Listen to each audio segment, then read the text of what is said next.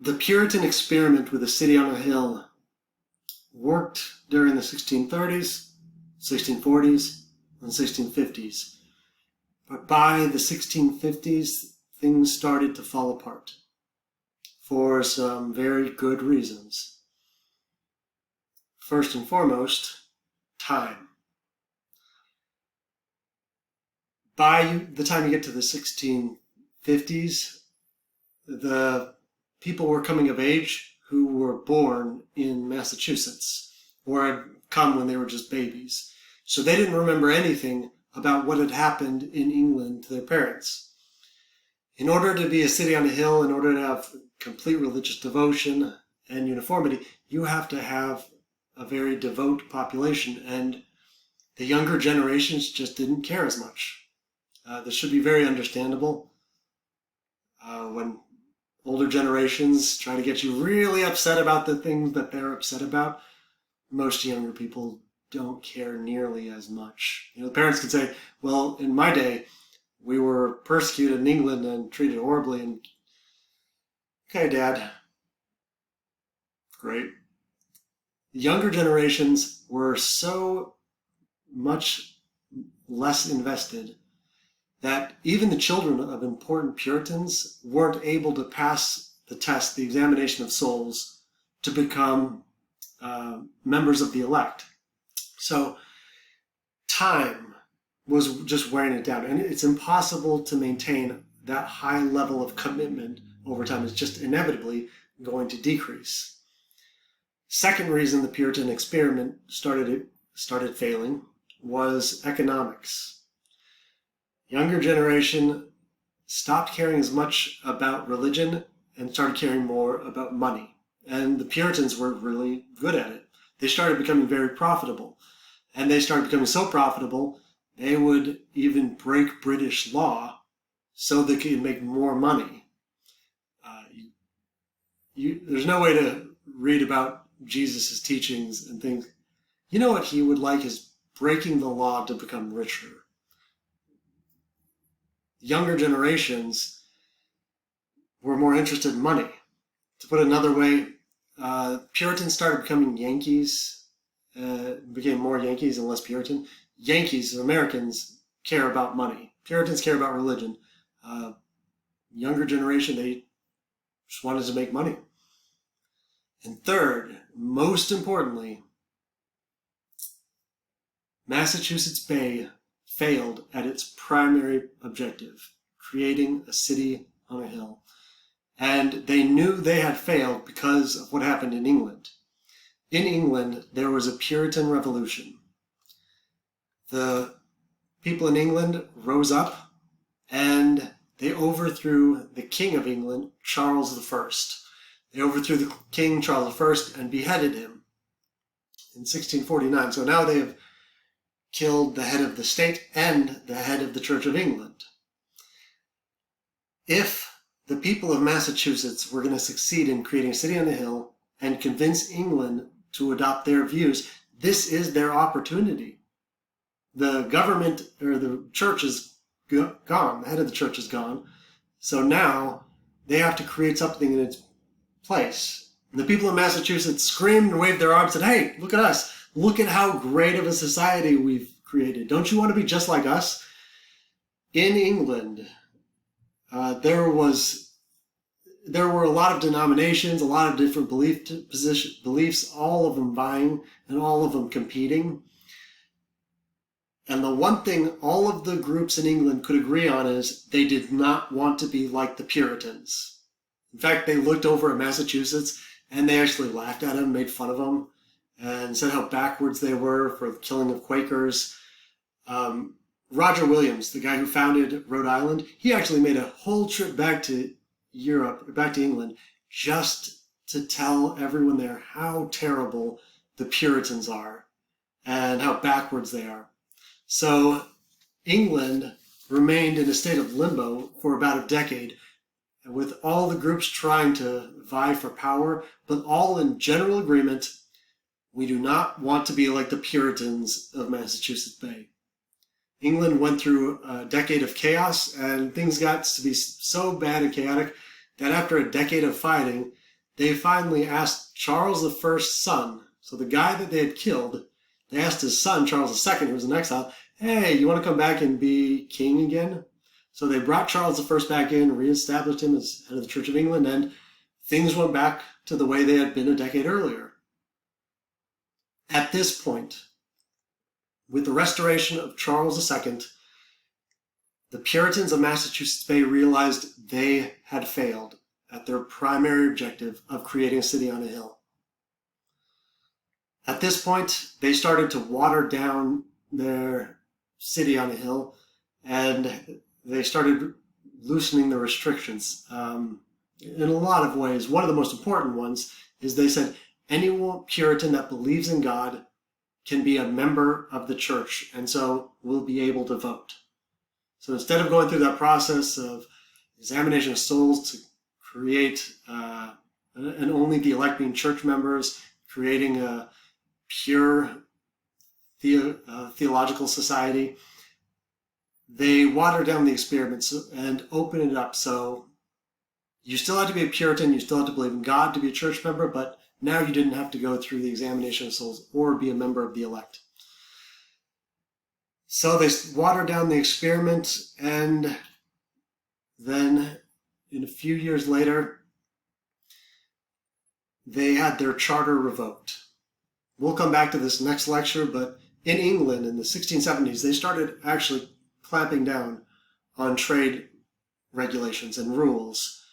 And the colonists in Massachusetts, they just broke rules left and right. Again, we'll come back to it. But they broke so many laws and were so blatant and flagrant about it that England revoked their charter in 1684. They went through a few years in limbo, and in 1691, they were made a royal colony. So now, just like in Virginia, when the Joint Stock Company there lost its charter, the Massachusetts Bay Company lost its charter and became a royal colony from 1691 until the American Revolution. When they became a royal colony, they were forced to lighten up even more and relax even more, and so they had to start tolerating all religions. So they became more tolerant, and they had to open up voting to anyone that was a landowner. So you didn't even have to be a Puritan. It was based on property tax and land ownership. So, Puritan experiment categorically and unequivocally failed by 1691. And although Puritanism will be the state-sponsored, tax-supported religion, they still had to tolerate other religions, and it would remain the state-sponsored religion until the American Revolution. Now, once the Puritans failed at their primary objective of being a city on a hill, they had to do a little bit of self-assessment. And being good humans, what do you think they did? Stand in the mirror, look at themselves and say, you failed. How did you fail? And what can you do better next time? Of course not. They look for someone to blame. The very next year after they lost their charter, ministers in Massachusetts started preaching from their pulpit, look to your left, look to your right. The devil is in Massachusetts Bay. And they started preaching about devils, the devil being let in. This was a very religious society, and so a lot of people took it to heart, including some teenage girls. Some teenage girls started having the shakes or falling on the ground and rolling about, and a doctor was called, came, looked them over, said, I can't see anything wrong with them, so of course it must be the devil. They were under an evil hand, it's called. You have a reading article about this, and you absolutely must read it. So I'm not going to go into too much detail. Just say a couple things. When this happened, hundreds of people were put on trial. And when they were put on trial, it's a lose-lose situation. So first of all, you're just some person, and a 12, 13-year-old girl who has fallen on the ground and started rolling around accuses you of being a witch. You are then brought into a court in front of judges and in front of all your friends and neighbors, and you have to prove you're not a witch. Think about how horrifying this is. You are having to prove a negative. How do you prove you're not a witch if you're not a witch? If you admit, yes, I'm guilty, I have been working with the devil, then all of your property is taken away, but you live. If you say, no, I am innocent, then you have to go through a whole trial, and if you are still considered guilty, then you're executed, which happened to 19 people.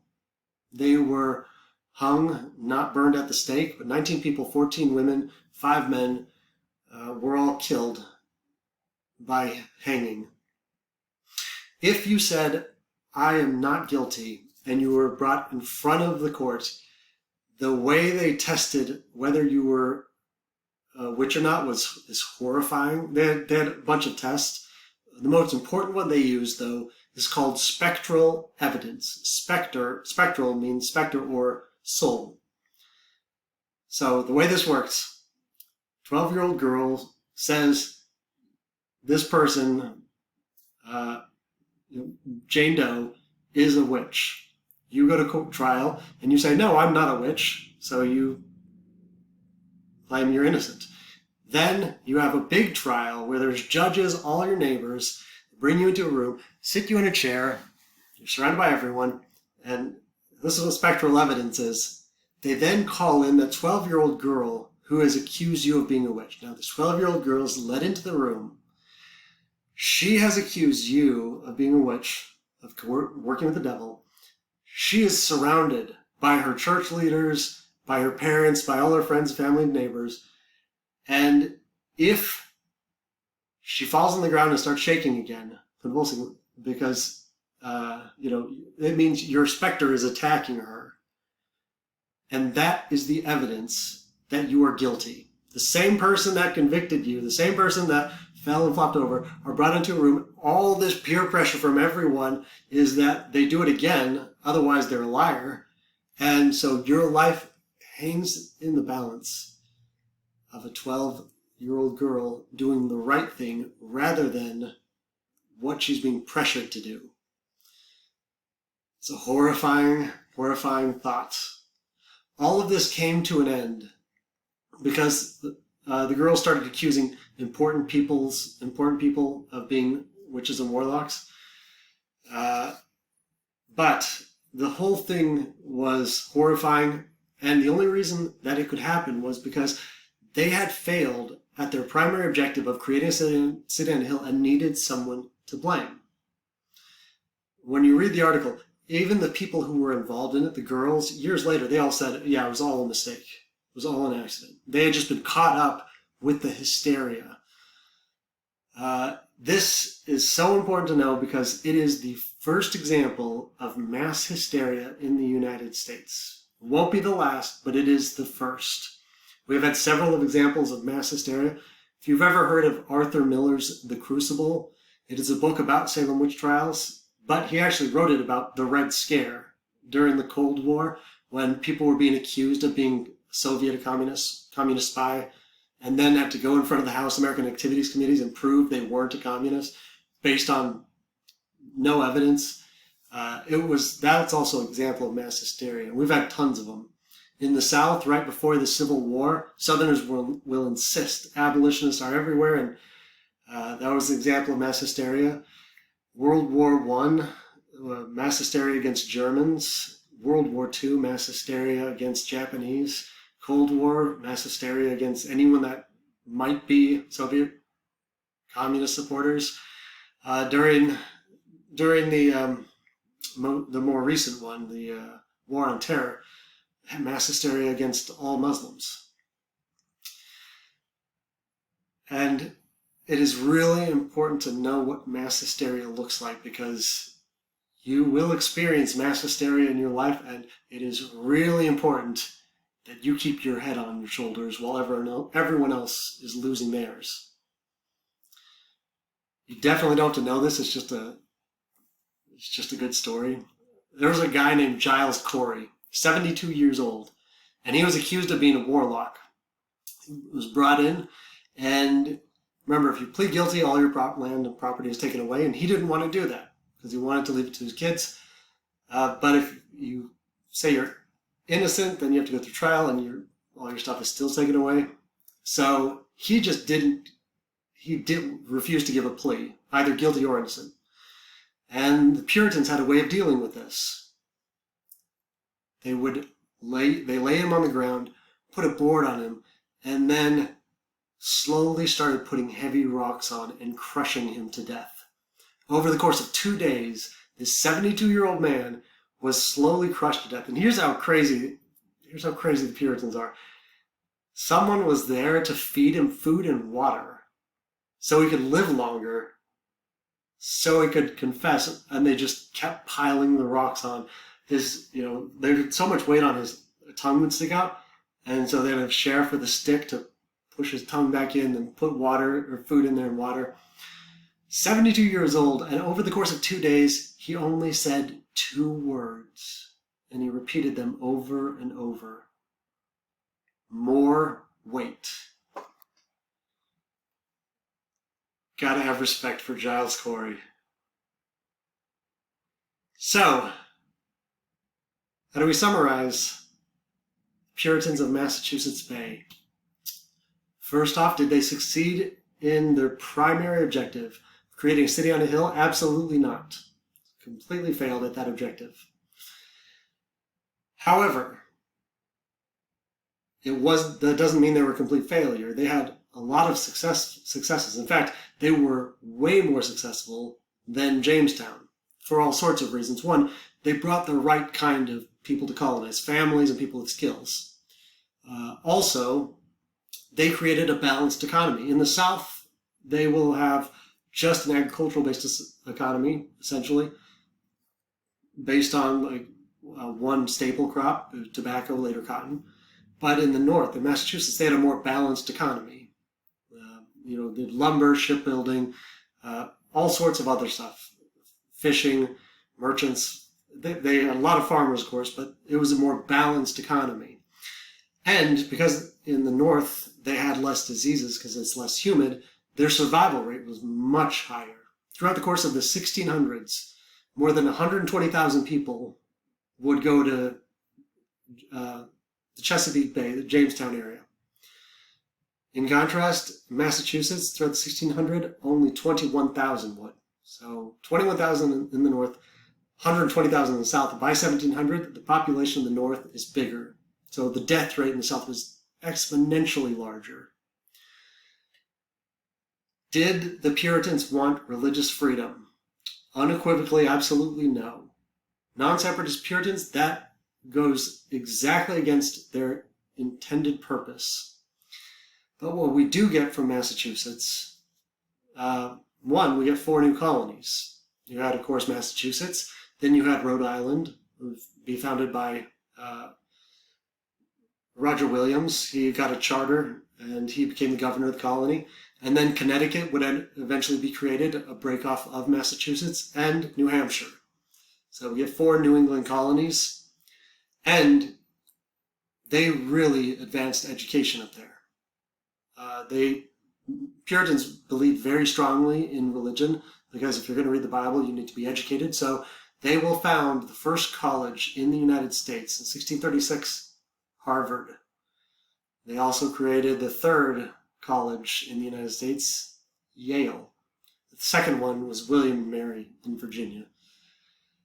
So they may have failed at their primary objective, but it was a successful society.